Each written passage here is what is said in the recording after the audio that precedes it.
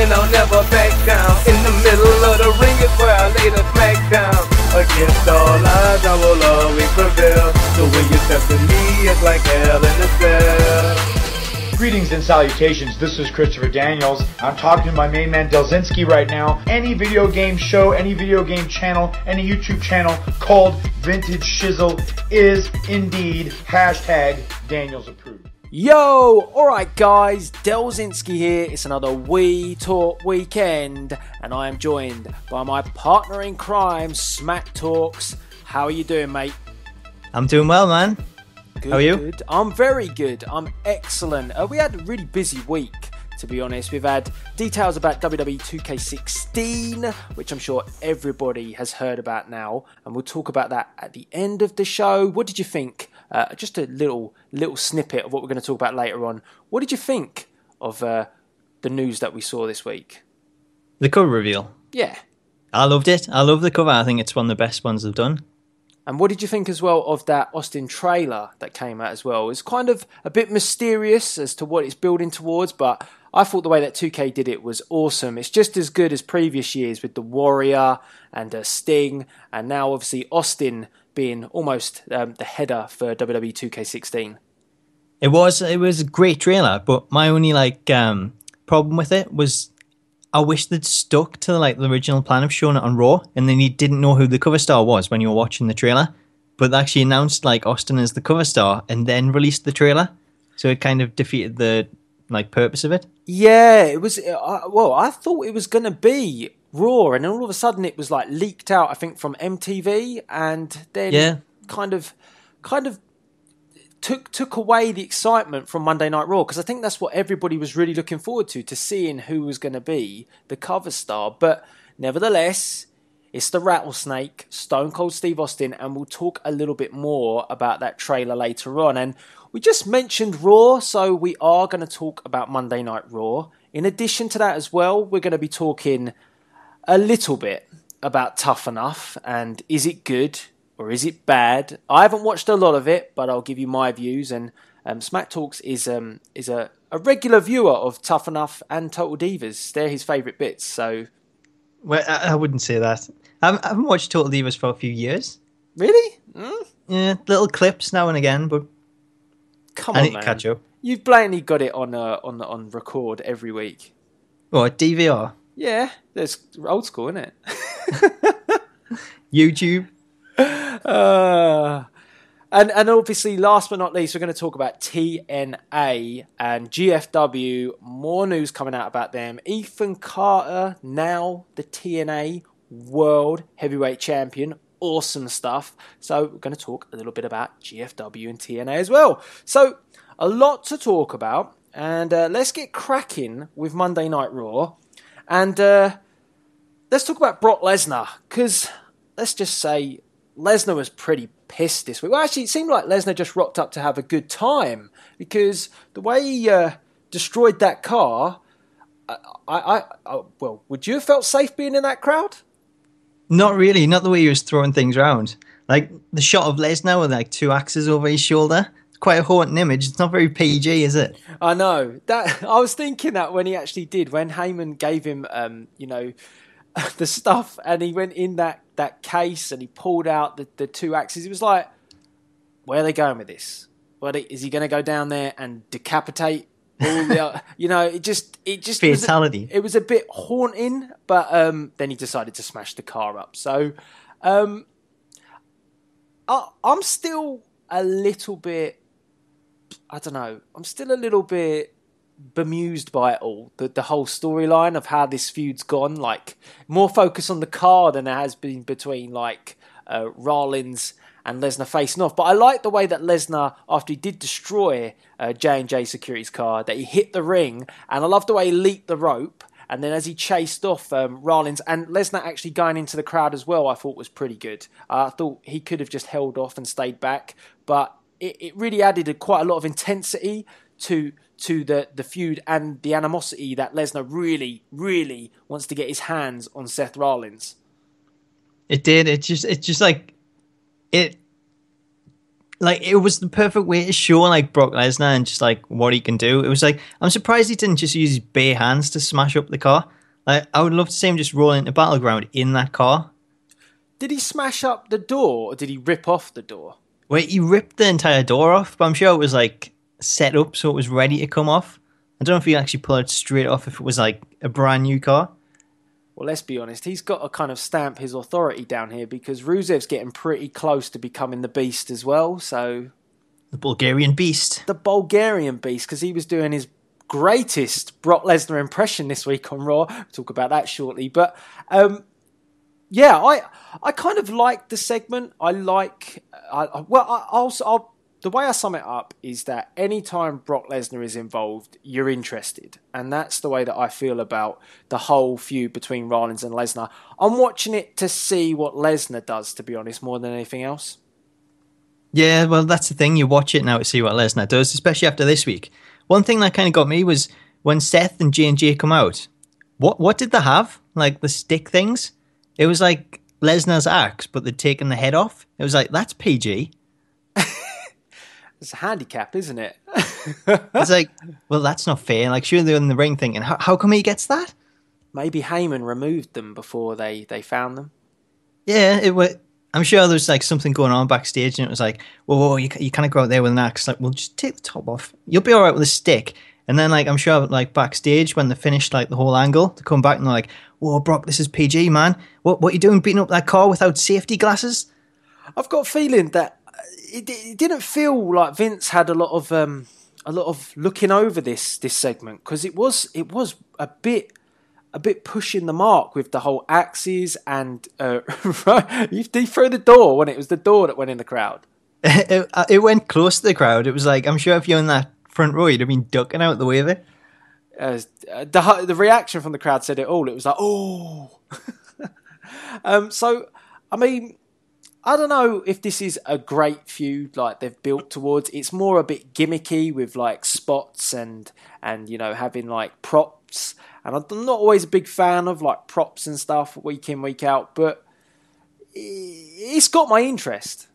And that's the main thing. It has, it's working, but like I think we should all like really expect it, because I kind of think of any situation where someone's like bought a car on like WWE and it's not been destroyed.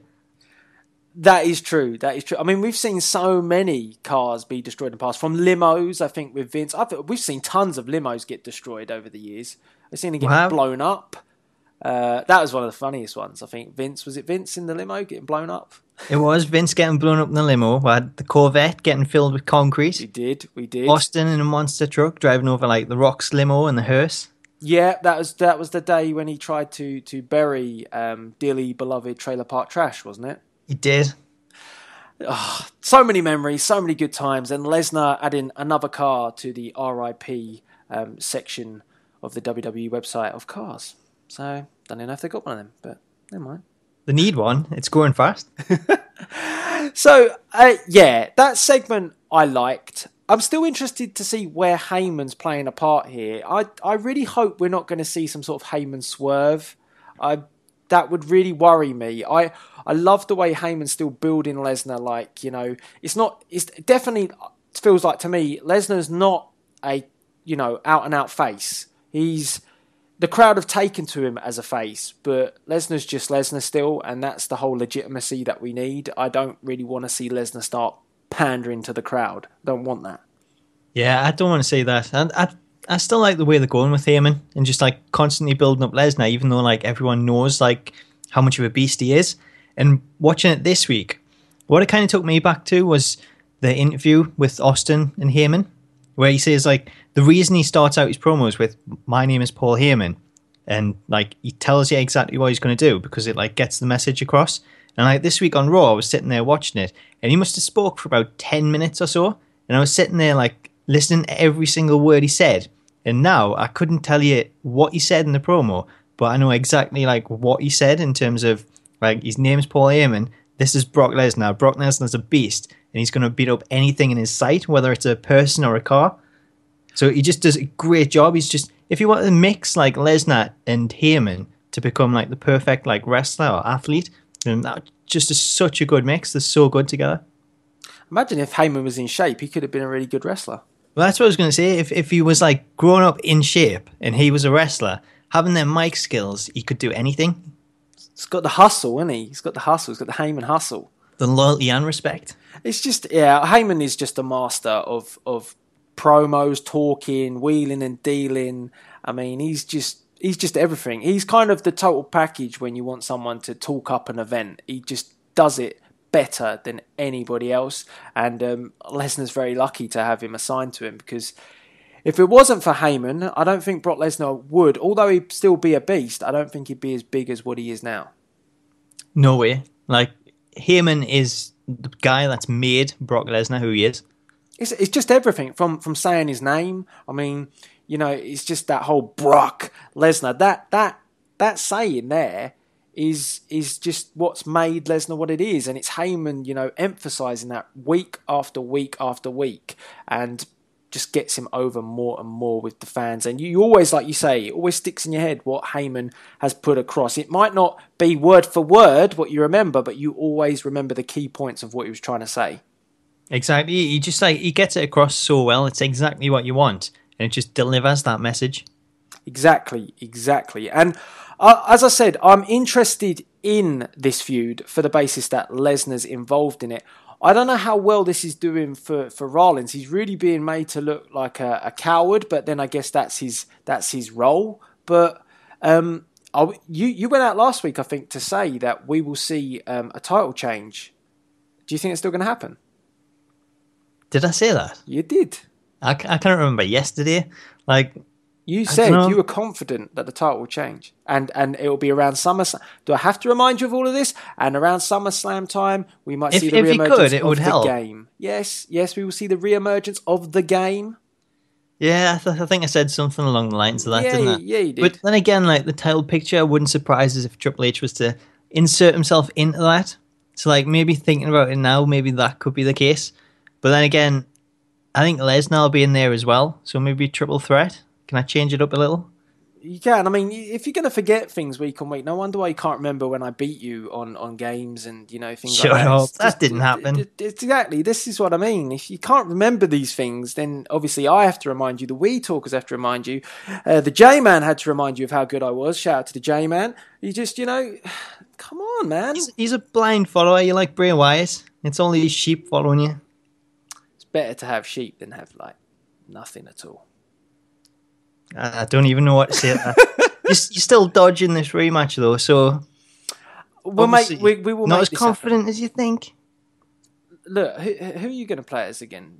Just quickly side note this, yeah? So are we talking FIFA now? We're talking FIFA, we're talking WWE, anything. No, I'll beat you in anything. This will be like MVP and Matt Hardy. We can get basketballs out, arm wrestle, you name it. Arm wrestle? What? Well, I'm gaming Rocket League.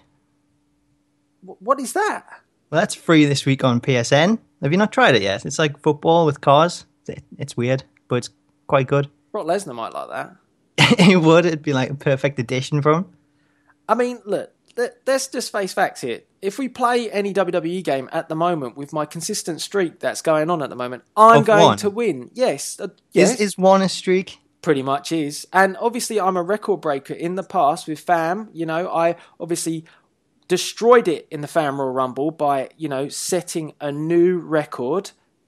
You know, I'm the current Eva Marie Award champion.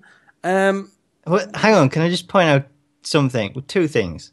Well, to win the Eva Marie Award, you had to lose. And to set this record, you had to lose. But to lose is to win. Maybe for you. Like, I'm sure that's what you were brought up being told. Just like stop you crying and things. No. I just follow the rules. Yeah, I follow the rules because I'm straight edge, like CM Punk. I never quit, never walk away, but I am straight edge. Yeah, so I follow the rules.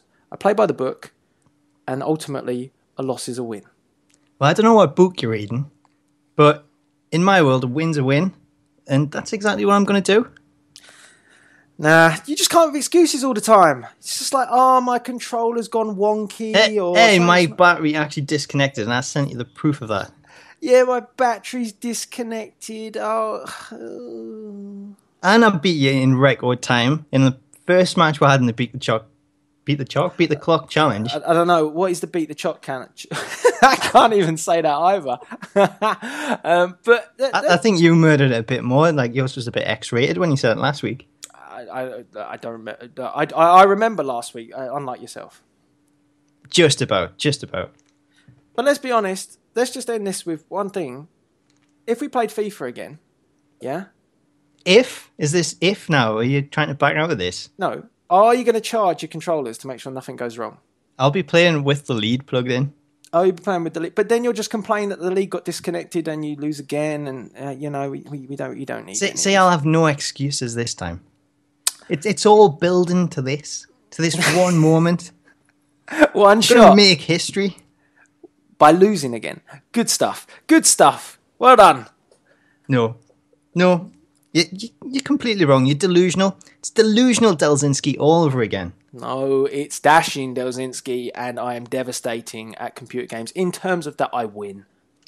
I was going to say, you're devastating at computer games, but not in a good way. Whatever.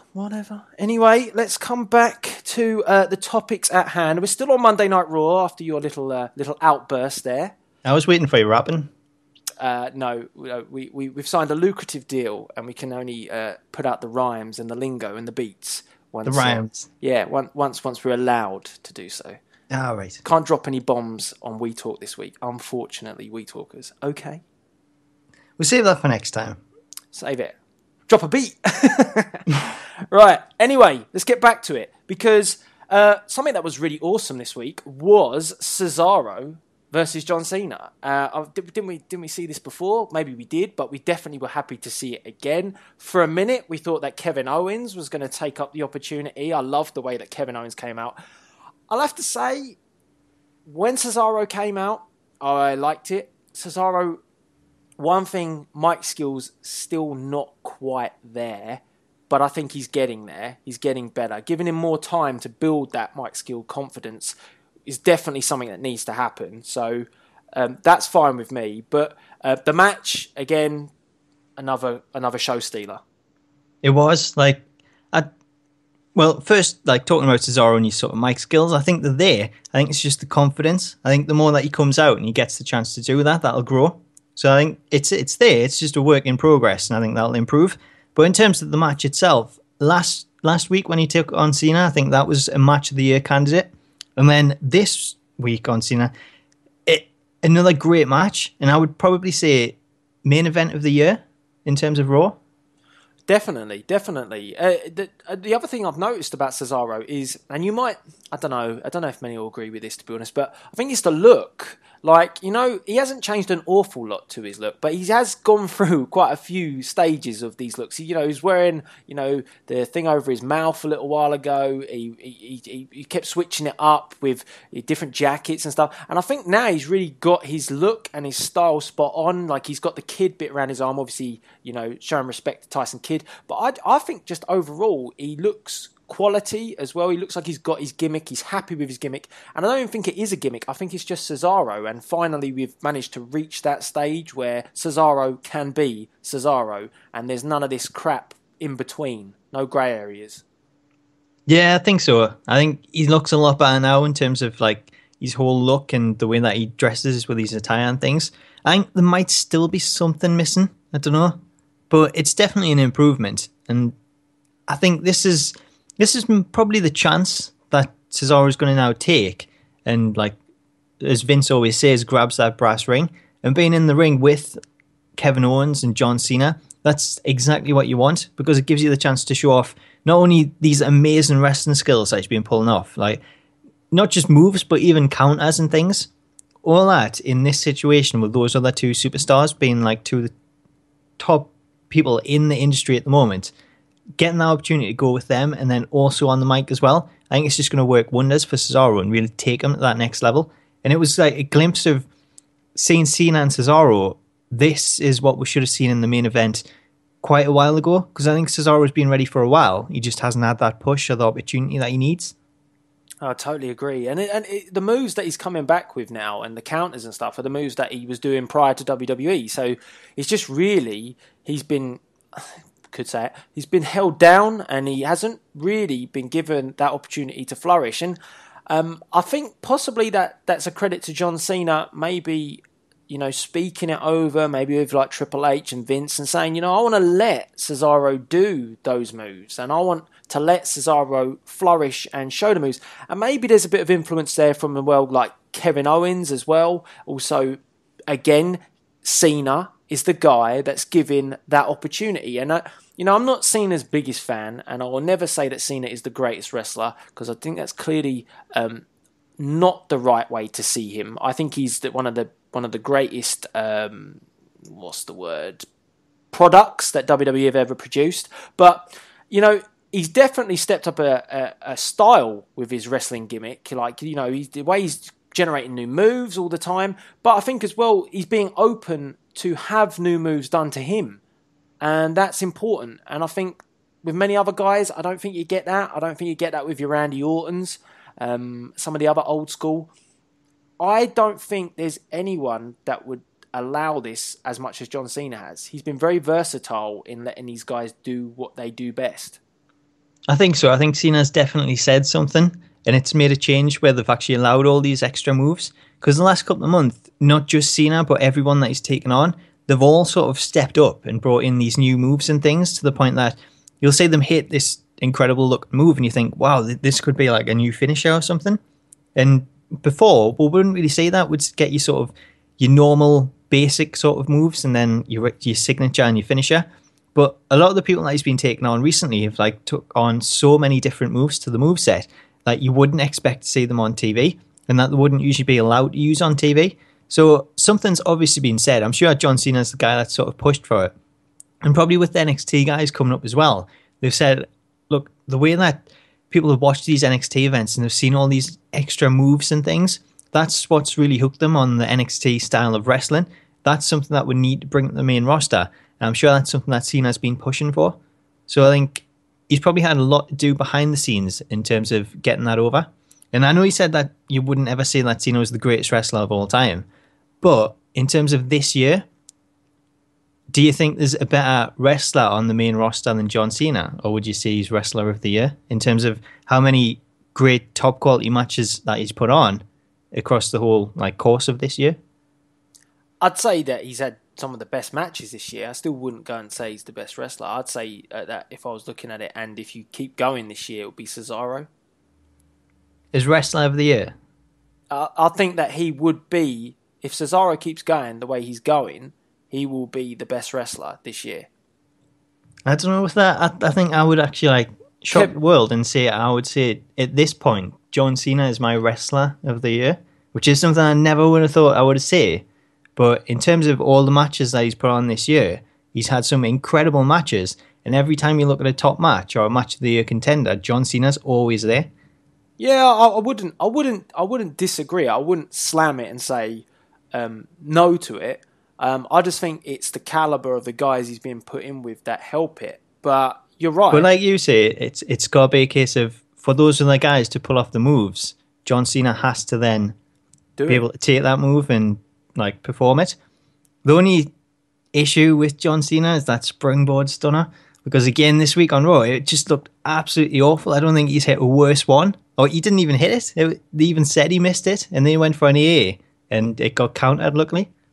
But I think as well is because he's open to doing these moves, he's taking a lot more risks. I mean, he does that, I don't know what it's called now. It's he does the pancake one where he sort of flattens them face first, like a face buster. It's not a face buster, it's more like a pancake. And then also he's got obviously the flip power bomb sort of move that he does as well. So I mean, he broke out the Hurricanrana as well this week. Yeah, so I mean, he's not really physically built for some of the moves that he's doing. He's a bit top heavy for a lot of the moves that he's doing. But give him credit. You wouldn't see a Triple H going for any of these moves, would you? You wouldn't see. I'm just looking at the top layer. You wouldn't see Randy Orton do something like this. It's not. So I have to take back a lot of the hatred that I give to John Cena. And as I said, it's not because I don't like him. It's just the gimmick's been so stale, and I think that at the moment he's still got the same gimmick, but he has actually freshened it up just by putting on great matches. He has, and like the way he's been booked as well, I think that's a huge part of it. With this like open challenge and everything with Kevin Owens, it makes you think like, why is he getting like such a good angle to go with? And then you've got Seth Rollins, who we all thought would be like someone that's a fighting champion, showing off all these skill, all these incredible moves and things. And somehow that's actually ended up being John Cena. Well, did I think that I would be like happy, like saying every week when he does his open challenge, you want some, come get some, and you know, the champ is here. And I've like got well into that. I'm like, every week I'm like, open challenge is like the best bit. And it feels like to me, you know, that it's not likely that it's going to change hands, but you know you're going to get a really awesome match from it. And I think, like you're saying there, comparing it to Seth Rollins, it's a real problem that maybe that's where you can notice when superstars have a bit of a stroke and some don't, because Cena's obviously managed to open up and get a lot more movesets out of other guys, whereas Rollins has had his moveset tamed and taken down, and, you know, he hasn't even got a finisher. He's borrowing Triple H's one. So if you want to... when does he do... What's the top rope move that he does, Seth Rollins? Phoenix, isn't it? The Phoenix Splash or something? Yeah, when does he ever do that move now? We rarely see him do anything like that. He's rarely see him do any risky moves, to be perfectly honest. Rarely see him, you know, put on a great show at the moment. It's really like he's been tamed down to just be, we're going to talk about it later maybe, but like a bit of a paper champion. Well, that's the thing. I think it all comes down to the way that they've been booked, and I think Rollins has been such a disappointment because of the whole authority angle. It's really ruined it for me. The John Cena one, though, in contrast, is something that I've really enjoyed, and I think that would have been a much better way to get Rollins across as this like incredible talent that we've all been told that he is, where he just hasn't had the opportunity to actually show that. But credit to John Cena, it's like he's been taken out of the main event, but he still made himself the main event by doing what he is doing. If you just think about it for a second, if you like think with Rollins at the moment not being really in a position to have a credible feud, because even with Lesnar, he's a heel, but he's now becoming the underdog because Lesnar is such a beast. But imagine if Rollins was a face and he was going up against Kevin Owens as a heel, and how awesome that feud would be. Like, you would have great matches. Rollins, I believe, the crowd would love and support. And then you've got Kevin Owens, who's pretty much becoming one of the master heels. If you had that scenario, that's something that I'd like to see. Well, that's what I mean. If you flip this round so that you give like Seth Rollins the John Cena storylines from like the last couple of weeks, that would be an awesome sort of main event angle. And having like Kevin Owens come up against the champ, it would have even much more of a big impact. So it makes us kind of wonder why that's got to John Cena, gone to John Cena. But I can understand why they would do that, because probably Owens going up against Cena and Cena being a bigger name, it makes more of an impact. But again, even if he was to go up against Rollins and it was for the WWE title, then that makes a huge statement. I think with the way they've done it is on the basis that you would never, in your wildest dreams, have thought that Kevin Owens could beat John Cena on the first time he faced him. You would never have thought about that. And it happened. And it happened in a great way. And then Cena is that guy. It's like Cena's the guy that never gives up. So Cena will want to get it back. Whereas I think Rollins hasn't got that engraved in him. And it's not hustle, loyalty, respect. You know, the champ is here. It's all those slogans, all those things that make John Cena become the guy. And Rollins just hasn't got any of that yet.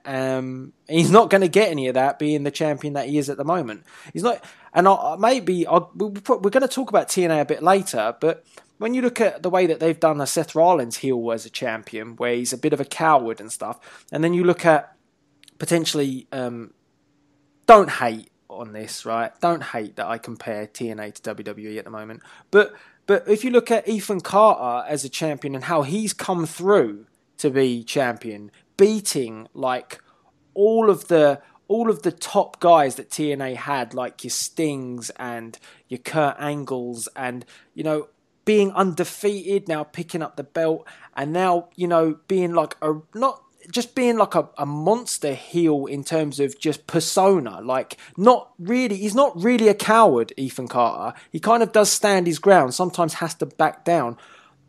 That's where I think Rollins has lacked it. He doesn't really like to stand up and fight. He likes to run away much more quickly and use J&J, whereas Carter has got Tyrus, but he still will get in the ring and mix it up and be like a man when he has to be. Well, I think we kind of touched on this like the other week when we said J&J aren't really the right fit for like the bodyguard kind of build. You would want someone that was like more formidable and like bigly built, like Brodus Clay, or I had his name, but I can't think of it. To be honest, Tyrus. To be honest, he would have done quite well in that role. Like he does it quite well for TNA. He just stands there, looks, you know, menacing. You ain't gonna mess with him. If they'd refreshed his gimmick like that, he would have done quite well sitting behind Seth Rollins, I think. Well, that's kind of what we thought when he was actually coming up to the main roster, because they had the calls and stuff backstage, where he was like calling the general manager to get on, and everyone thought he was going to come through as a beast, and then he come through as the Funkasaurus, and it was like, what the funk? Got to admit, I do love, and we'll obviously talk about TNA later, but I do love the way that Ethan Carter keeps mocking the Brodus Clay stuff, and there's little hints of it here, there, and everywhere, so it's just like little cheek jabs. It's good. It's good. You sent us a video earlier, like with Spud, and he was on the phone and he mentioned somebody called me mama. So like, that was really cool to see that. It's good how they keep bringing that up.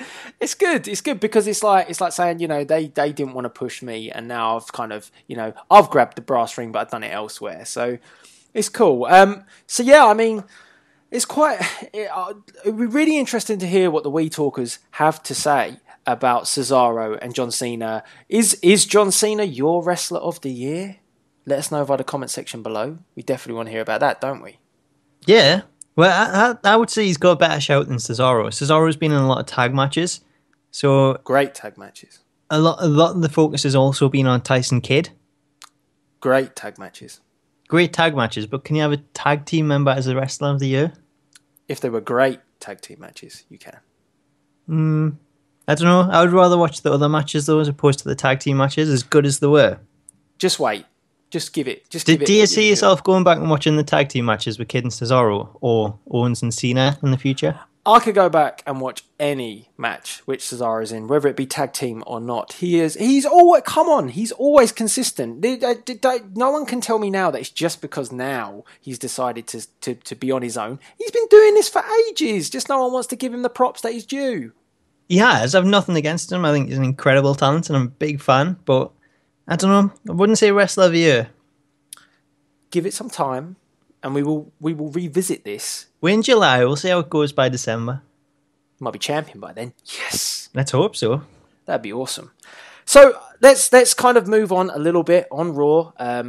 You know, let's not talk about this for too long because it kind of makes me feel a little bit sick. But the the Rusev love. It's not even what is it? It's not a love triangle. It's like a love quartet. Yeah, it's like I think so. It's like I don't know what it is, but it's weird. And we've got Dolph Ziggler obviously in there, and it seems like the roles have been reversed there, which means Ziggler's now going to be injured, and we've now got back. We've got the Bulgarian Beast. He was going for it, wasn't he? Well, I don't know what he was doing, but he was going for it. He was almost like shades of the Ultimate Warrior, shades of Brock Lesnar, the way he was so amped.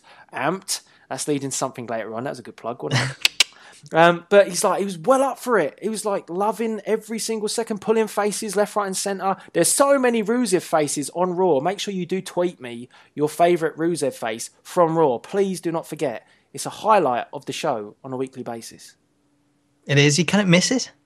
Rusev face. Hashtag Rusev face. Well, Brock Lesnar guy was in the crowd this week, and I'm sure he was doing his best impression in the ring. I still don't like the whole bit with Summer Rae. I don't like it. I'm not a biggest fan of Summer Rae. I don't really get what she does. Well, she doesn't wrestle, that's for sure. She just kind of stands there and like she just ducks in and out of things with like, with the Miz, that didn't make any sense. With Mizdow, didn't make any sense. And then now she's like with Rusev, and all of a sudden Rusev likes American girls. Well, we always say it, but it doesn't make sense. And when it comes to Summer, she was a good wrestler in NXT, and I think we'll all expect that to step up and become that on the roster. But she ended up with Fandango, and we've kind of forgotten that she can wrestle. And now, in this situation, it looks like Lana may actually start to get physical. I mean, she took her heels off and everything this week. It's just, I don't know. I really don't like any of this stuff, to be honest. How would you book it from here if it was you? To save the angle? Is there a way to save it? I mean, I don't really know where they're going now with Dolph Ziggler potentially being injured. Like, what? So they're going to now target Lana on her own, or I still believe what you said. It'll just be Lana at his bedside. I still honestly believe, like what you said, is they'll do that breaking of the accent, and the whole tying in with Rusev made her talk that way and walk that way and whatever else. But it just, I don't really see how you can save this. Just have the match and be done with it. Have the mixed tag match that I think should happen, and then we can just move on and act like this never happened, and then just keep tweeting me Rusev faces. That's fine. Well, that's the only way you can go about it, really, isn't it? Just get this tag match done, and then try and move on and see what comes next. What I'll just say is, what has this done for Dolph Ziggler's career? He's just signed a new contract with the WWE, and this is what has been put to him on the table. And then people were complaining, "Oh, he would never go to TNA." But come on, man, this is like not well. What, he gets to snog Lana, but what? Do you think that was in his contract? I think that Dolph Ziggler should have been a much better champion than what he's been in the past. I feel they've wasted him over time with his IC title reigns. It's just been not good for him. And I think they've missed their chance so many times with Ziggler that I don't think it's ever a possible way to get him back where he deserves to be.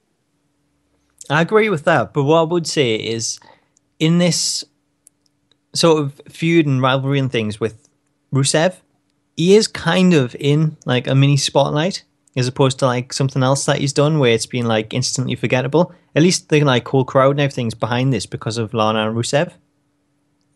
Yeah, but he looks really uncomfortable with it. I don't feel confident that even he likes doing this at the moment. I think he's just worried about which way this is going to go as well. Like, if he loses this, which, to be honest, if I was booking, I'd probably have him lose.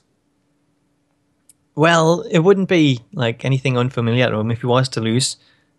But I think you're right. I think Rusev probably needs the win now. If I'm booking this at the moment, looking at who needs to be pushed after going through a heavy feud with John Cena and then getting injured and then having time out, Rusev has to go over, whether it be clean or whether it be, Summer Rae getting involved. Yeah, so it doesn't vote well for Dolph. Again, not good.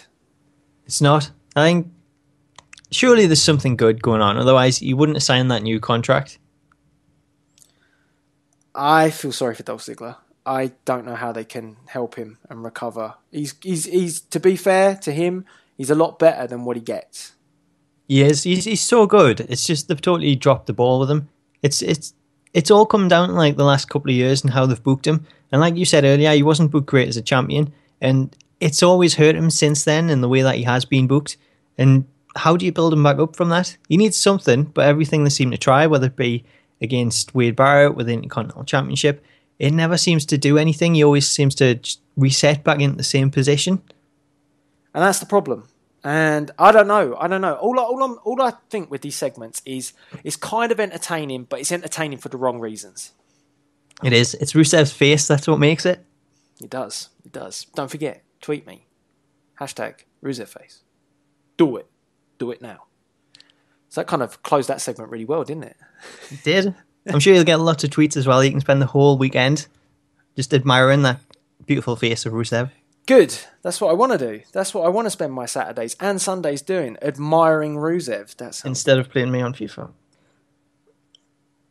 Well, I'm sure we can fit this in. Well, Let's not start this again. Pushing your luck now, Smack Talks. You don't want me to lay the smack down on you right I wouldn't here, be named right Smack now. Talks if I wasn't, would I? Yeah, that's the problem. You talk a lot of smack, but you never back it up. It's all in gimmick. You said it. It's all gimmick. But I can back it up when I need to. Debatable. I mean, if you're being trained, who's going to physically train you to prepare you for me? What, Elle? She Why couldn't not? beat the clock either. Hey, don't be dissing Elle. I'm sure she can beat you pretty easy as well. No chance. You got lucky in one match. Just No.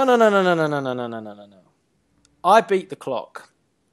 And I beat it with a second to spare? 1 second, which I'm going to put out there. If you watch Elle's match, then the lag at the start of our match actually added a few seconds to Elle's time. So I'm going to go on record here saying Elle may actually be top of that leaderboard. I may have to go back and just see what the time is without those pauses. Because maybe that'll knock you off your top perch there, Delzinski. Excuses. We don't want to hear excuses, and we don't want any sort of, dodgy, mischievous sort of changes to the rules of the beat the clock challenge. We don't want any of that. We just know that I am number one. Well, maybe, but Zerky and Wenzel may have something to say about that. Oh yeah. Oh, I can't wait for that. Actually, to be honest, but they won't beat me. We've agreed things. You've agreed things. No, Is this? really. I can't quite pay those two off. They are each to their own. They're crazy. They're exactly. That's how I would definitely describe them. But I don't know. I think you may have just let something slip there. Maybe these accomplishments of yours aren't really accomplishments at all. Maybe you've been paying people off in the background. I am not the $1 million man. I don't have that much cash. It's not. Well, it makes us wonder what you've been offering them. What? What are you trying to imply? Look, we're not talking about Weeds right now. Weeds would just offer anything for anyone. That's why Mike Tenay has never given him back. So, I don't know. I think there's something going on. all I'm saying is the champ is here. For now. Anyway, right. Let's talk quickly about a couple of things because, let's be honest, I don't know if I'm all that fussed about it, but apparently you said to me earlier that Nikki Bella has got a new deal on Total Divas because you watch it so much. Well, I haven't read the news story on the dirt sheets. I read that Nikki Bella had signed, according to Total Divas anyway, this may be like some sort of storyline leading into it, but they're grooming Eva Marie to replace the Bella twins. And then Nikki had actually let slip that she'd signed a new 3-year contract, although Brie may have decided something different. So, obviously, first thing I thought was, this means Nikki Bella's going to be the champion for the next 3 years. Well, that's probably likely. But does that also mean that Brie Bella could be moving into the commentary team? That is a great call. Like, that is exactly where I want Brie. That voice, like, throughout 3 hours of Raw is exactly what's needed. And regardless of whatever match is on, she just keeps saying, come on, Nikki. Yeah, come on, Nikki. Come on, John. Come on, everyone. So there you go. I've already found her a new role. So maybe that's it. Maybe that's why she's not signing a new deal. That is it. It's got to be. It's got to be like a new deal. But the tease is it's something different. She's going to join the commentary team. Oh, if she was on the commentary team, it wouldn't really be a major problem, would it? Considering what we've got at the moment, I'm sure I would improve it. And then obviously we're going to get the I don't know what we want to call this. I don't know what is Eva Marie going to be when she comes back? She's going to be basically like Brock Lesnar, so she's going to be able to suplex people. She's definitely going to be Suplex City because Brian Kendrick has taught her everything. She is going to be the monster that is Eva Marie. Yeah, She's going to smash up a mini. she's gonna. Yeah, I don't know. I'm really looking forward to seeing her actually just wrestle. Well, she was out recording a commercial for 2K16, so you'll be able to play as her as well in the game. How good is that? Is that not what you've been waiting for? Can't wait for the mods. What kind of mods? I can't wait to mod it on the PC. It's going to be awesome. Imagine Dash and Delzinski versus Eva Marie. You couldn't take on your idol. Surely you'll be Brie Bella like at ringside cheering her on. I could. You could actually play as her and defend your Eva Marie championship. No, but that's mine. She can't have it. It's mine. I'm sure you'd share it with her. No, it's mine. I'll take you on a tag team match. There's so many possibilities. So many possibilities. So many scenarios that could come of all of this. We just have to wait on Eva. What's she taking so long for? Eat, sleep, Eva, repeat or something, I guess. It's got to be a case of that.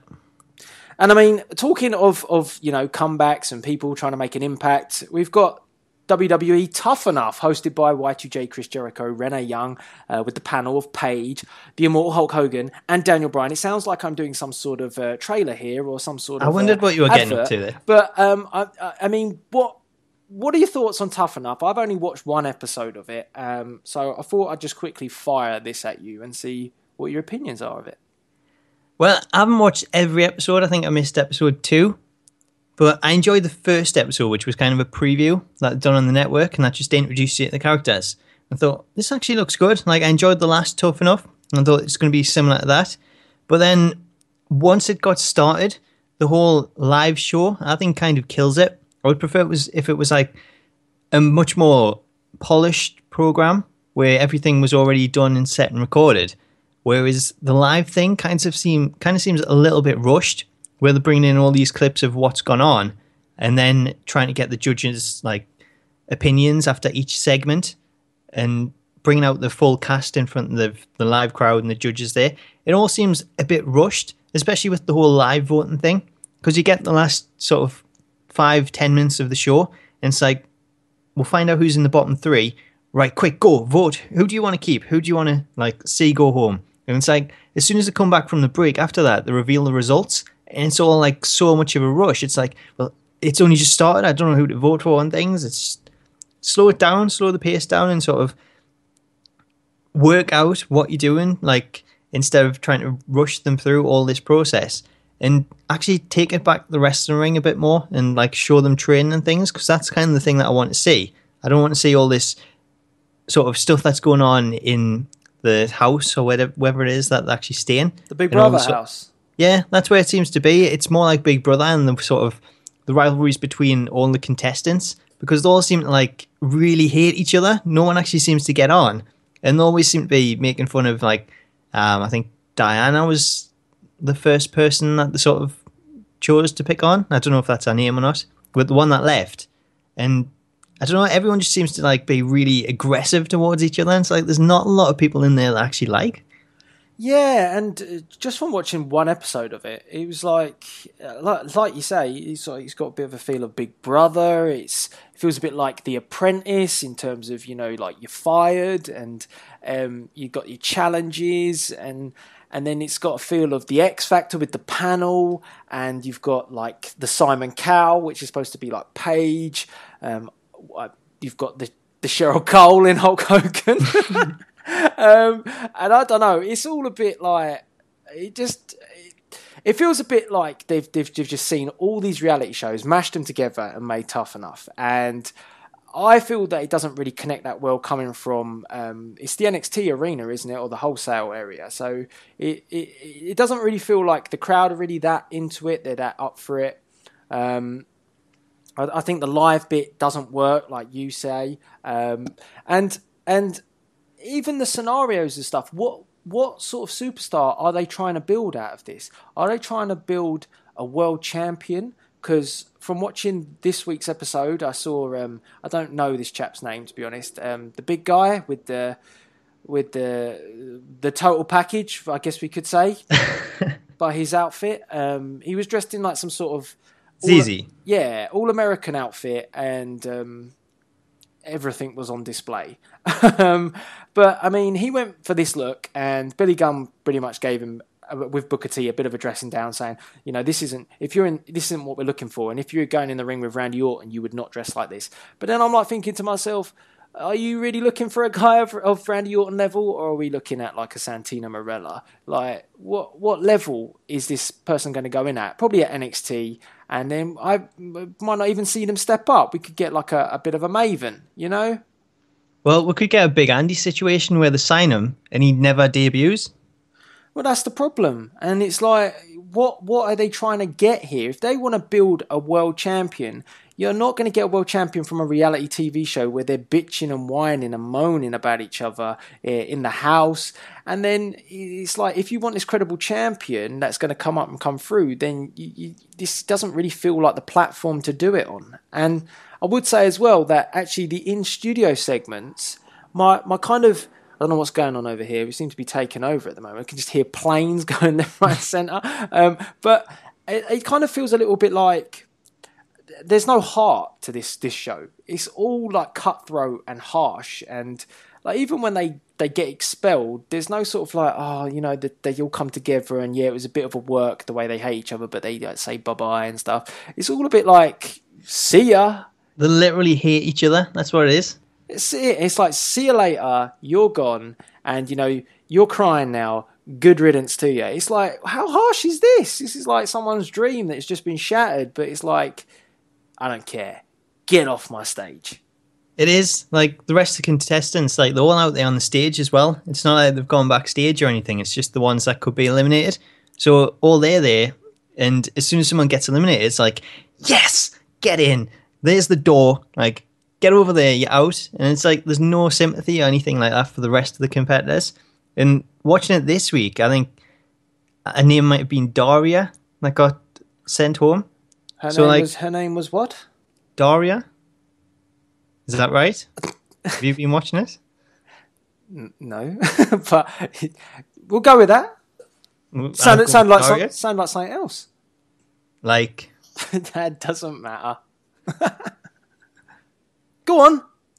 Well, getting back on track. Well, I forgot what I was going to say. Diarrhea. I wasn't going to say diarrhea. Right, yeah, so like there's no sympathy between like the competitors. They all just really hate each other. And I think it makes us wonder what kind of like things went into choosing like these competitors. Like, what made them choose them? Because a lot of them seem like really like not the kind of people you would be putting in this situation. Like, there's not a lot of wrestling fans in there. Some of them have MMA backgrounds. And I think Daria, what she said in that sort of Save Me segment was that she'd put her MMA career on hold to do this. And it was like, well, hang on, you've just said that. So surely they should just eliminate you now because you're only putting this on your MMA stuff on hold to do this. You're looking to go back to MMA. So that's a pretty dumb thing to say. But the rest of them, in terms of wrestling fans, Patrick was the only one that stayed up to watch Beast in the East. And the rest of them were all in bed. So it's like, if you've got passion for this, then fair enough. But actually show it. Show that you want to do this. And a lot of them don't seem to do that. Yeah, and that's a bit of an issue, isn't it? It makes you wonder how real this show is or whether it's a bit manufactured. And it's kind of a bit concerning. It's like, you know, you would have... You kind of think, how did these get chosen? Who chose them? Why did they choose them? Is it based on look or is it based on passion? You know, is it people they think they can mould? Probably. It's again, the politics of the WWE maybe playing a little bit of a part. I think so. I think it's got to come down to that. And that's not good, because I want to see people in there that are there just... I mean, I'll probably give a good example. If you look at TNA British Boot Camp, yeah, that was like no frills. It wasn't like all fancy like Tough Enough is.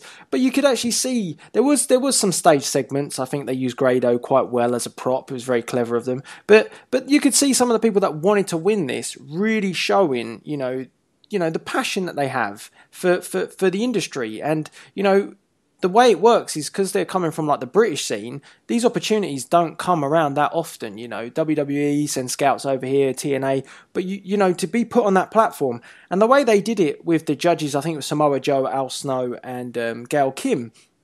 The way they did it was a lot more like, you know, you get to see them in the ring a lot more, see the wrestling moves. There was some little staged elements to it as well, but it was all a lot more focused on the wrestler.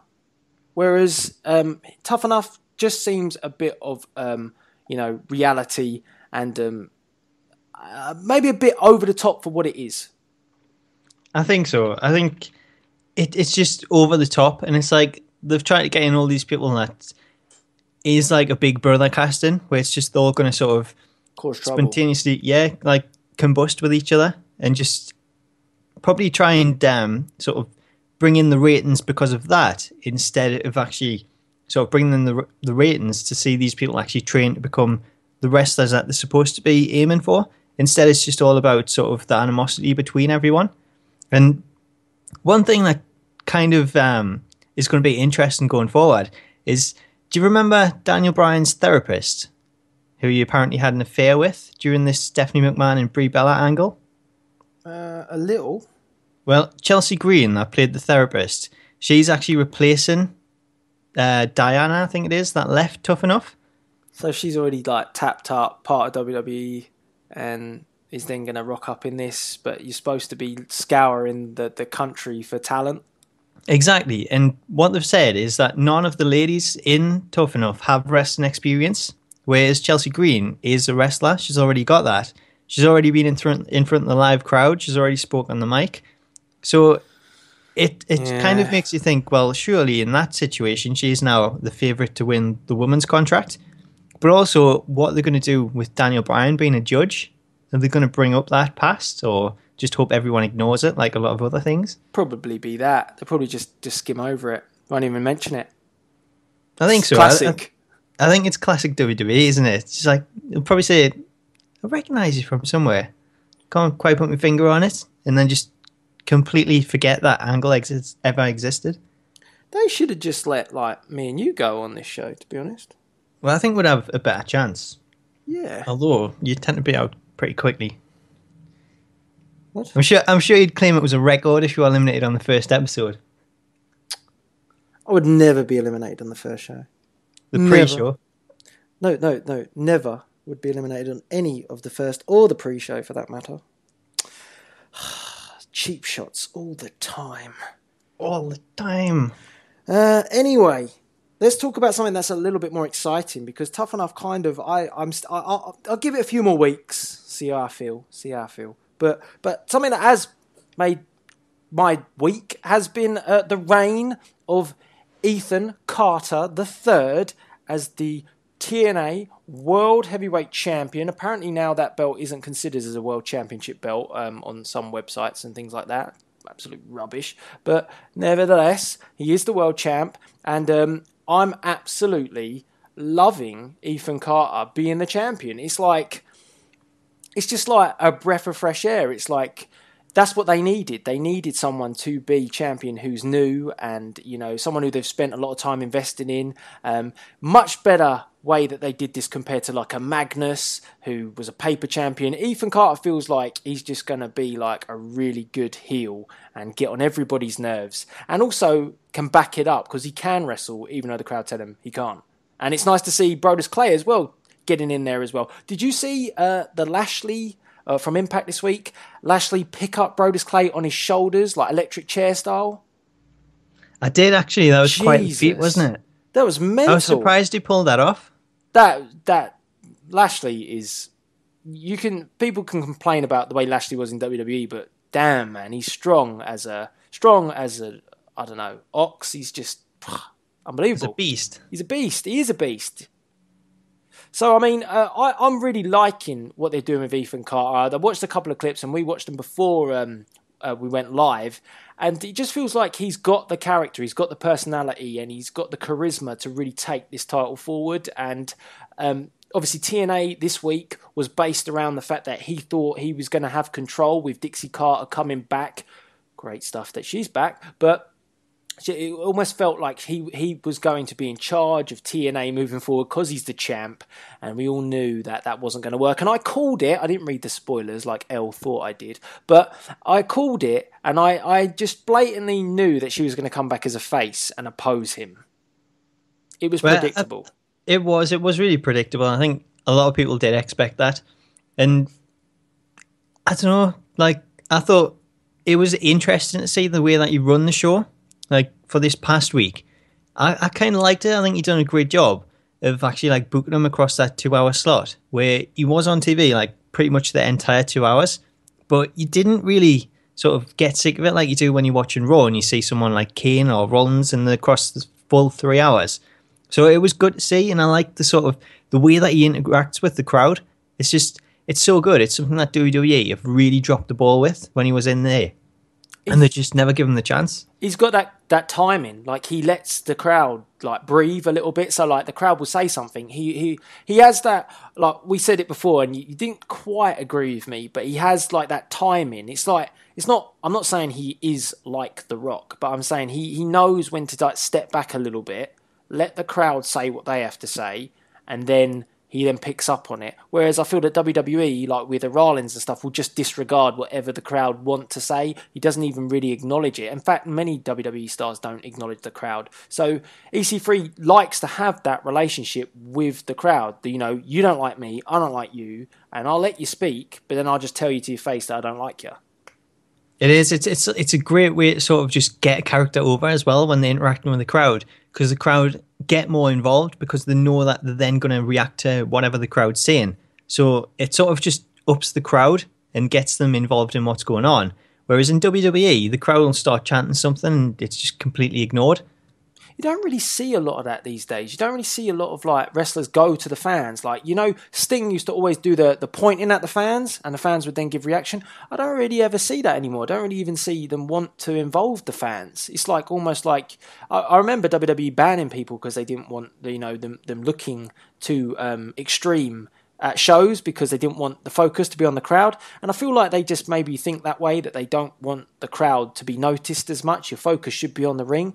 But from my point of view, the more crowd reaction you get, the better it is. The only issue with TNA, unfortunately, is it's not in a big enough arena to draw a huge reaction. But Ethan Carter does a good job as what he's got to deal with. So he does, and like aside from that, I just love like the other things that he comes out with, just like some of the remarks and things. Like when he won the title match this week, and he was like, "Well, got out of that one."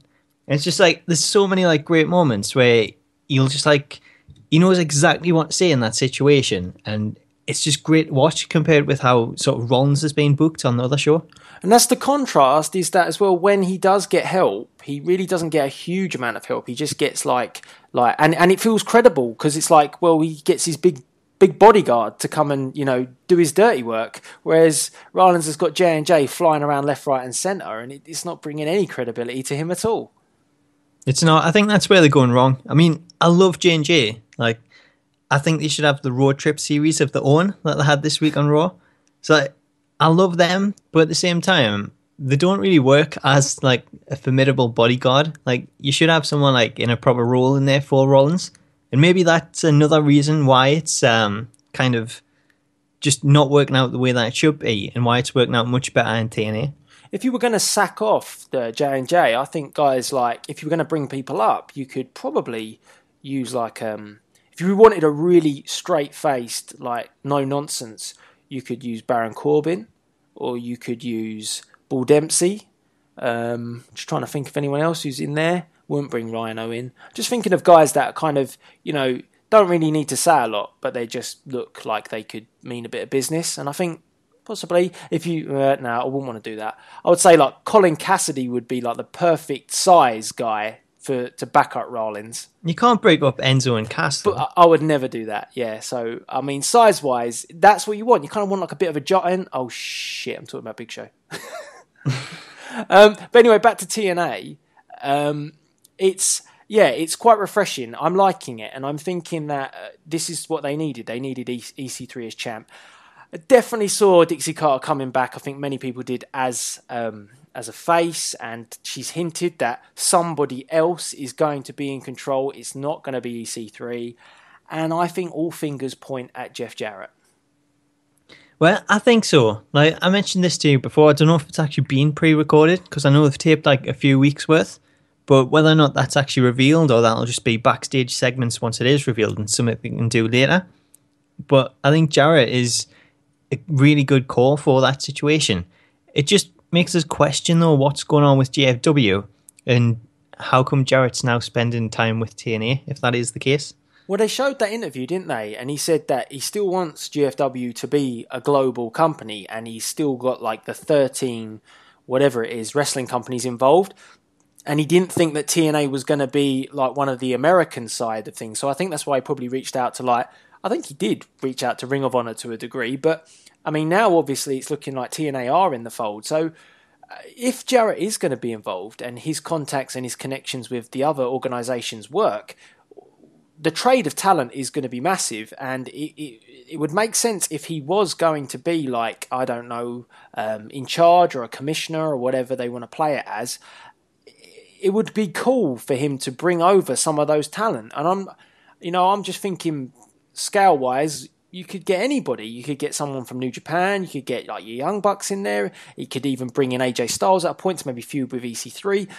If that's the way they're going to do it. But I feel then on a scale, you're not really enhancing too much GFW. What you're more or less enhancing, unless you're going to say that these guys coming in are under the Global Force Wrestling banner, then you're kind of detrimenting your own show. And speaking of their own show, apparently they've got a name for it now. It's GFW Amped. So are you amped for GFW? Not really. I think me amp's shorted out. Well, a lot of people are like, I was reading Twitter and some people are quite excited about it. But I saw the ring as well that they've switched. They're not 6 sides, they're 4 side, and it was like a red. Matt, do you see that? You see it was like red. I haven't seen the picture for it. I know they switched to 4 sides, which it didn't look right. To be honest, I don't really mind. Like when I've watched TNA recently, I thought, the 6-sided ring, maybe it wasn't as great as like I remembered it. I think that's because they don't do what they used to do in it. I don't think they fly around enough. Well, I think that's the case. I think the 6-sided ring worked so much better with the X division. But there's certain matches where people sort of, in normal sort of, say, main event matches where it's not X division wrestlers, sort of coming off the ropes and things, it never looks as sort of good and fluid and fast and things as when you're watching it in sort of a 4-squared ring. And you've got people like flying off the ropes from side to side. Like, because of the way that the 6-sided ring's set out, it just makes it a little bit, I don't know, it doesn't seem as fluid. Yeah, I'd probably agree with that. But then I think it just depends on the matches that you've got. I quite like the amount of room you have in a 6-sided ring. I like having more space. But I don't know. I think it has its upsides and its downsides. It does. But it does set them apart with it being something different. Well, then it makes you think, well, why? Like, because obviously maybe that's why Jeff switched. But I don't know if he has switched. Maybe he's just testing them out. But with this GFW show is going to be in Vegas, I'm gathering, and it's going to be recorded. But what TV? What's going to be aired on? I don't know if they've actually got a TV deal in place yet. That's what I don't understand. This is why it's so confusing with GFW. If anyone wants to enlighten us, please do. Let us know via the comment section. I still don't get what GFW is all about, but what I am getting the understanding of is that Jeff, obviously being more involved in TNA, is meaning that GFW are kind of buddying off of that, which kind of answered the question with the title, which I called a couple of weeks ago, and I think we all kind of predicted it. The King of the Mountain belt is basically going to become, because they said in Jeff Jarrett's interview that belt's going to become the GFW title. It is. So, that was one of the things that they revealed. That's now going to be the GFW title. And he also revealed that GFW is more about putting together dream matches in terms of like cross promotions. So it makes you wonder, these people that have actually signed with GFW, if they've just signed on as, I guess, more of an independent contractor, so they can then be involved in these matches when they do live events against people from other companies. So as opposed to like getting all these people, all these companies involved, also contracting actual individuals so they can be a part of it. It's But then very difficult to develop storylines though with that. it is, and that's sort of the awkward thing about it. It's like, do you have the GFW guys that's contracted then going up against all these other people from other promotions in sort of your dream matches? But then how do you carry it on? Where's the sort of continuity in it? I think it's changed a little bit from what it originally was, because if you think about it, it's not really like, you're not going to be able to have like the Bullet Club come in and like be constant because they're signed to New Japan, so they can kind of duck in and out. But so you can't have like a 6-month storyline with the Bullet Club. Well, that's the thing. Like, all these people, like, they say they've announced these deals with the promotions. So if, say, you've got a deal with New Japan to allow the Bullet Club to appear in GFW, as soon as the sort of deal with TNA was like announced, people were like, oh, well, the Bullet Club's going to come to TNA. And it's like, well, hang on, that deals with GFW, it's not with TNA. So why would the Bullet Club now be appearing on TNA? Like, surely them promoting TNA is against what they would want to do. Whereas if Jarrett says more live events and one-off shows, they mightn't have a problem with that, as opposed to actually promoting someone like TNA, where it's an actual wrestling company and it's a competitor. So it's quite difficult, really, to understand who's going to benefit the most from this, because GFW could benefit the most, obviously bringing in guys from TNA to wrestle on their shows, which they're already doing, and then you're adding, like, let's say, Bullet Club, so then there'd be matches between TNA talent and Bullet Club, but then where does TNA get a break out of this? What does this do for TNA, apart from having Jeff Jarrett in the mix? And then if you look at it from the other side, if the talent somehow managed to agree a deal, so, like, let's say we could let someone from New Japan come over and appear on TNA TV, which could be possible, but there's a lot of negotiating that'd have to be done there. Then, well, how does that benefit GFW? Because they're coming under TNA banner, because they're going to arrive on TNA TV. So, it's very difficult to work out how they're going to get around all of this and how they're going to make this work. Invasion angle seems quite distant now with what they're planning. So, unless Jeff's going to split himself and be a commissioner just based at TNA and GFW, then I don't really see how else they can plan it out. Yeah, exactly. When you said split himself, I just had a vision of Brock Lesnar with the axe. Splitting Jeff Jarrett in half, that's not very nice. Well, it'll put him in two places at once, then you can actually do something, as opposed to, like, concentrating on one thing and then jumping ship back to TNA and then trying to do Global Force. It's like he needs to split in half at this point. It's like there needs to be 2 Jeff Jarretts so you can sort out TNA and continue with GFW. But until we know exactly what it is, I guess we're still in that situation where we can't really sort of give a proper opinion on GFW. No. In terms of the invasion, though, if it was a case of the deal between GFW and TNA, then it would be the GFW guys that's contracted individually at GFW that would be invading TNA. And when you think about it, a lot of those guys are just people that's recently left TNA. So it's not much of an invasion. Yeah, and it's not... I don't really want to see Scott Steiner rock up, to be honest. I'm really interested in that. Where it'd be Steiner, Magnus. It's just like... It's not what you were hoping for when you first heard about it.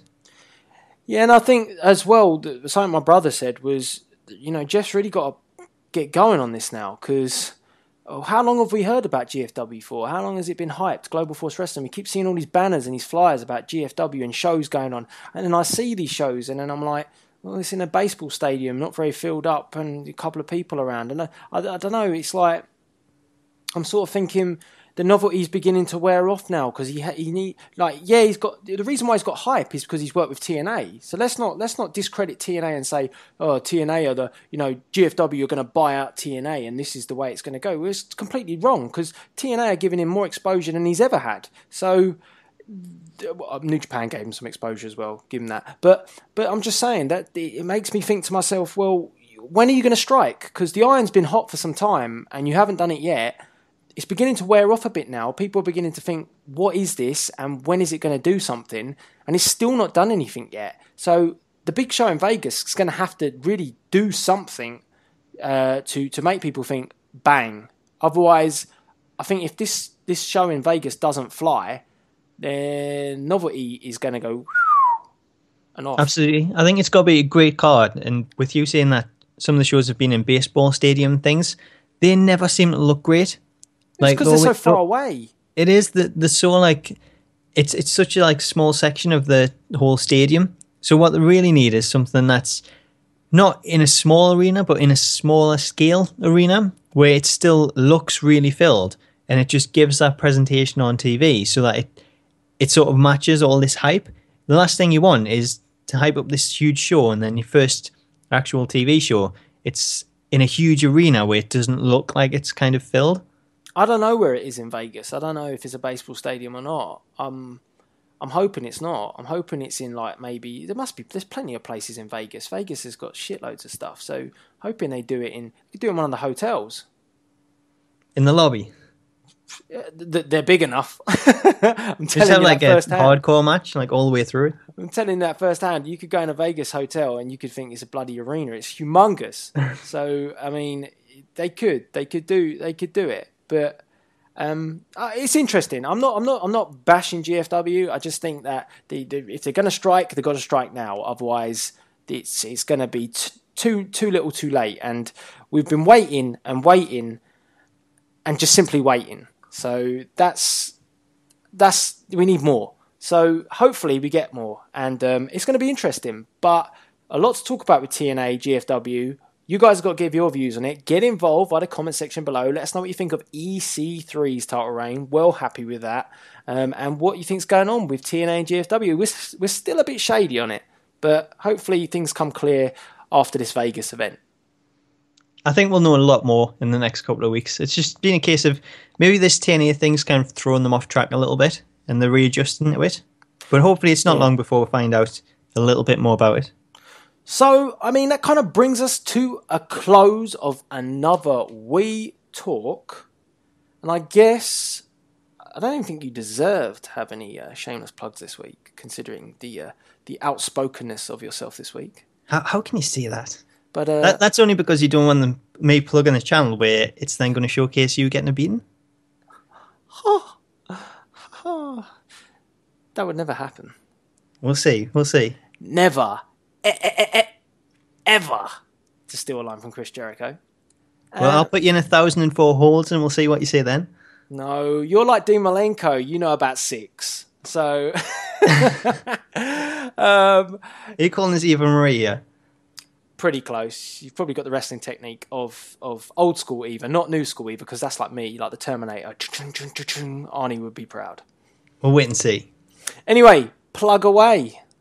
Well, it's been a big week for 2K16 news, so I've covered quite a lot of that this week. If you want to head over to the Smack Talks channel, then you can catch up on all of that. We've got the cover reveal, a breakdown of one of the actual 2K videos around the offices. So we picked up on a few things in the background, including what looks to be the main menu. We had cloth simulation, Eva confirmed for the game. I'm sure that's something everyone's happy about. And then if you want to check out the channel today, we've also got a roster concept, which features a ton of superstars, which I think is pretty realistic. So we'll have to see how close it is to the actual roster once that's announced. Yeah, I've seen a little sneak peek of Smack Talk's roster concept. It's pretty awesome. So make sure you definitely do check it out. It's definitely a concept. Yeah? It's definitely a concept. It's not an idea. It's not an idea. It's a not concept. One of these gameplay videos where it's just talking over the top of it. No, it's a concept. A concept. We have to define what concept is sometime. But it's taken a full week and about 560 layers to put together the video. Wow. That's a lot, yeah? A lot. And 2 hours to render a 9-minute video. Yeah, tell me about it. That's the effort. That's the dedication right there that you've put in. And, I know you put that dedication into your gaming, but you're just not very good. So fair play that you're good at the concepts, yeah? I think you're like just itching for a beating at this point. Nah, it's never going to happen. Anyway, next week on We Talk, you'll be eating these words. No way. Well, make sure, right? I will guarantee it, right? I'm putting it out there now. I will play you at, whether it be FIFA. I think I should go with FIFA, to be honest. I haven't played it in ages. So. We'll get that out of the way first. And then, once we've made you humble, see how you go with WWE. Yeah. Well, it's the servers work. If the servers work, that is a big valid point. The servers have been done for a long time. So, I mean, yeah, definitely. We'll make sure we get one of them done for next week, and then we'll get them uploaded, and then we can sort of reflect on the damage that has been done to Smack Talk's career and his YouTube channel. So yeah, and obviously tonight you've heard what Smack Talks is in store. Obviously from me, you've got to check out Saturday Night Main Event, and there is a huge bombshell coming tonight. So that is something that you don't want to miss. If you want to be shocked, then watch Main Event tonight. It's going to be good. And there's going to be a few other things as well. I'm going to start doing some behind-the-scenes stuff on Saturday Night Main Event, so you get to understand. You guys ask me week in, week out how I do things, and I'm going to show you. And obviously, I've watched a lot of your Universe modes this week. I know quite a lot of you have tweeted me them. I thank you all for sending me them. I'm going to give you some feedback on them because you've asked for a little bit of feedback. And yeah, I have to admit, it's kind of awesome how much Main Event has inspired some of you guys to get creative. And I obviously love you guys that are creative out there and that you don't just thief my stuff like one person did, but let's not mention his name. He might be listening. But any shout outs to any in particular universes you've been impressed with? I really enjoyed the J-Mans. Let me just grab because there was one that really I was like, whoa, this is like. Have you seen OTE's Universe mode? That is quite the competitor for you. Well, exactly. So, but this is like it wasn't OTE that made it, but this was like had that feel of OTE. So let me just make sure I get this for you guys because. I have to say I like the J-Man's GM mode as well, where he sort of dressed up. He kind of resembled a Teddy Long. He had the glasses and everything. Well, that's the matter. It's all. It depends on what you're looking for with a universe mode, because it can be so many different things. It can either be, entertaining just because there's fun and excitement in it, or it can be descriptive and informative. So, what do you look for in a universe mode? Well, I just like the entertainment side of it. I think the storylines themselves are great. Like Saturday night's Main Event is, dare I say it, one of the best. It's nice. I have to give you something back. And then we've got OTE. He doesn't really do universe mode, but his storylines and his shows are absolutely incredible, the way he puts them together. And like I just mentioned with the J-Man as well, his GM mode, things like that, it's just, he puts so much effort into it in terms of his editing and the clips that he puts in along with his on-camera stuff. So I think he deserves a good shout-out for that. Right, I found it. I have found it. Right, I don't know if I'm going to get this name right. What I'll do is I'll link them in the description box below, the universe mode, so you guys can check them out. But it's, this is how I think you pronounce his Twitter name. It's Covalus. I think it's that, but I will link it. And it was a bit OTE style. It's got lots of kind of cool cutscenes. So go check it out. I mean, I'm all for putting out their good content. So make sure you check that out. Check out the J-Man. I think George Star sent me one as well. So yeah, I will link all the ones that I really enjoyed. And if I don't link yours, it doesn't mean I didn't enjoy it, but they were the pick of the bunch. Have to be careful there. You have to. There's so much good content though, and there's quite a lot there for people to just go out and digest. Exactly. So yeah, make sure you do. And all the ones that did tweet me, then I will be giving you some feedback anyway. So don't worry about it. It's coming. So I guess that kind of brings us to the end for this week's We Talk, and obviously Paul's off to get practicing on every single game that he's got going, because it doesn't really matter how much he practices. Got to whoop his ass, and that's really it, isn't it? Just keep running your mouth. I'm going to #raise some hell. What, by making like a cup of tea or something like that? No, I'm going to get me all Stone Cold on. Well, you're good at imitating people. You dressed up as Seth Rollins in the past, so you can go with Austin next. I will do. Like, I'll stomp a mud hole in your ass. We can, I don't know what we can do. We can maybe break a biscuit, and then you can come out the entranceway. Paul, Paul. You're mocking us, but it's all going to come back on you, and I don't think you're going to be able to take it. You're going to be a broken man, Delzinski. Next week on We Talk, it'll be a completely different person. We will see. But I don't know. I don't expect much to change now and then. So, there you go. Anyway, should we sign out? I think we shall. Go on then. Catch you later. Yes, indeed. Join us next week for another We Talk, and it's going to be an interesting one. Who will be the victor? Probably me. No question. Me. I thought you had to get that in there. Right. Right. Probably edit it out anyway. Yeah. No question. Me. This is Delzinski and Smack Talks signing out. Hi, wrestling fans and gamers. Velvet Sky here, and I just want to say I've been hearing a rumor that Delzinski.com is the best place for video gaming and wrestling content.